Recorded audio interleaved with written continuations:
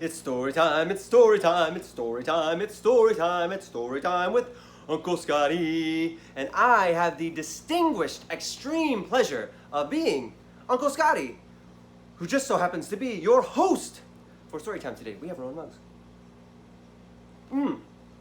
Hydration is important. Also important, washing our hands.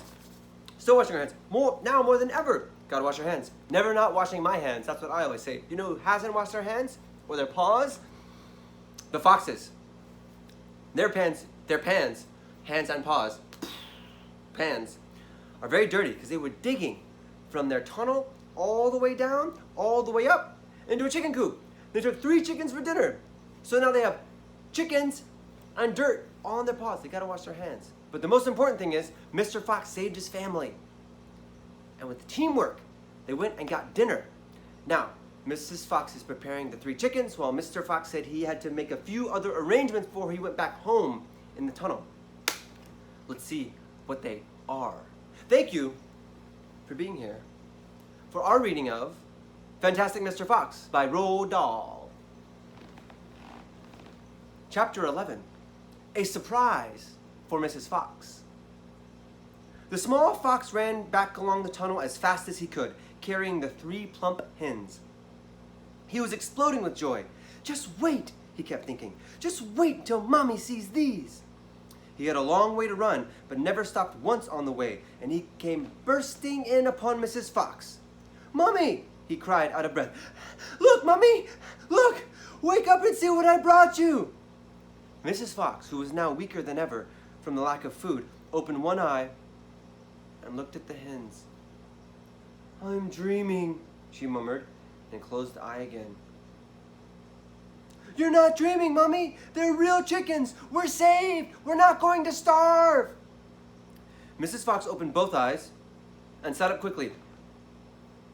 But my dear child, she cried, where on earth?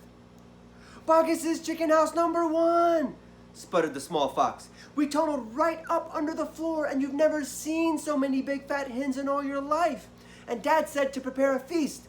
They'll be back soon. The sight of food seemed to give new strength to Mrs. Fox.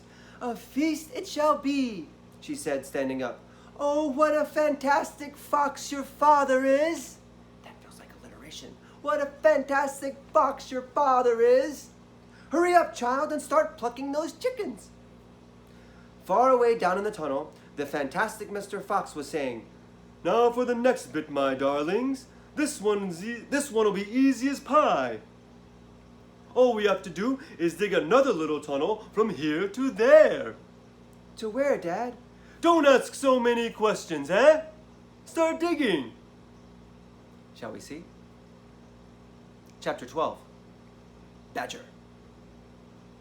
Mr. Fox and the 3 remaining small foxes dug fast and straight. They were all too excited now to feel tired or hungry.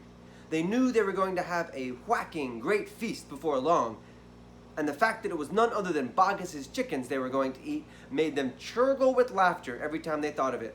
Now, churgle is a weird word. I don't know if I've ever heard it before. Churgle. I assume it's like...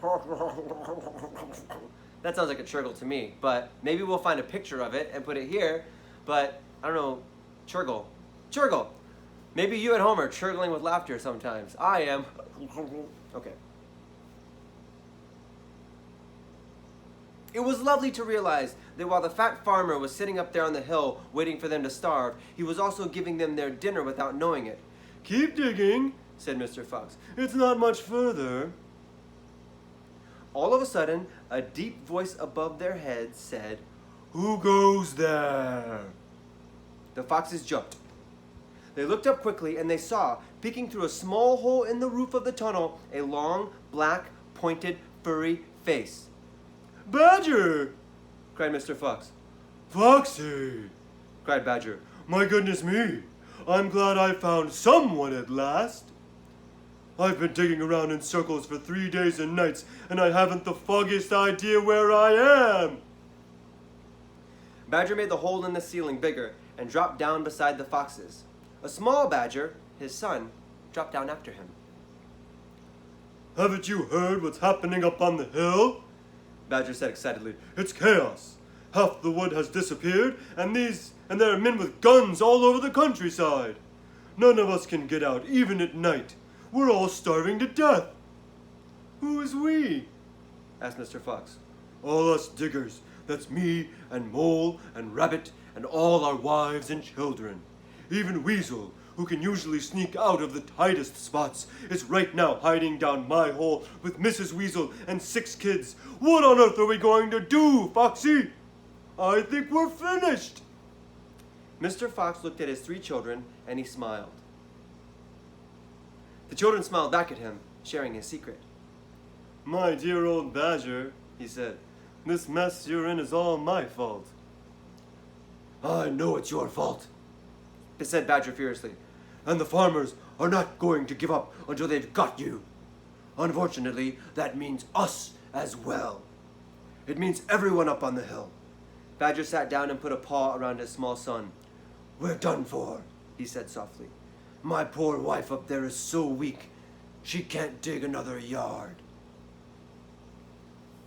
"Nor can mine," said Mr. Fox.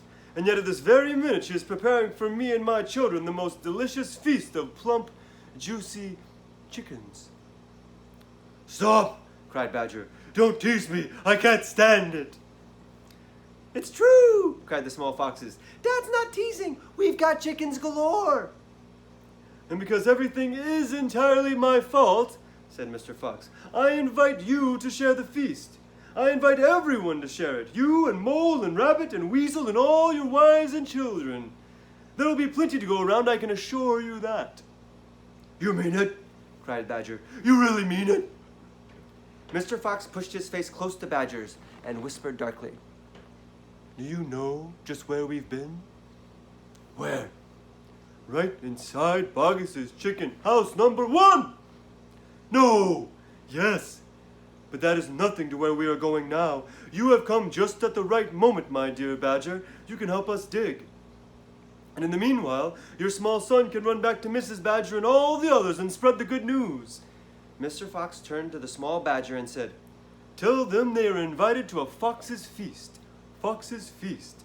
Then bring all of them down here and follow this tunnel back until you find my home."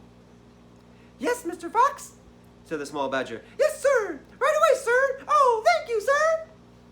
And he scrambled quickly back through the hole of the roof of the tunnel and disappeared. And we'll find out what happens next time on Storytime with Uncle Scotty. I have been your host, Uncle Scotty. We have our own mugs. Thank you so much for watching, for checking us out on Patreon, for liking, for subscribing, and doing all those super wonderful things. I'm excited to see what happens with this story. Seems like Mr. Fox is on a roll. But also don't forget, the bad guys are close by. What's going to happen? I don't know. Okay, I'll see you soon. Bye.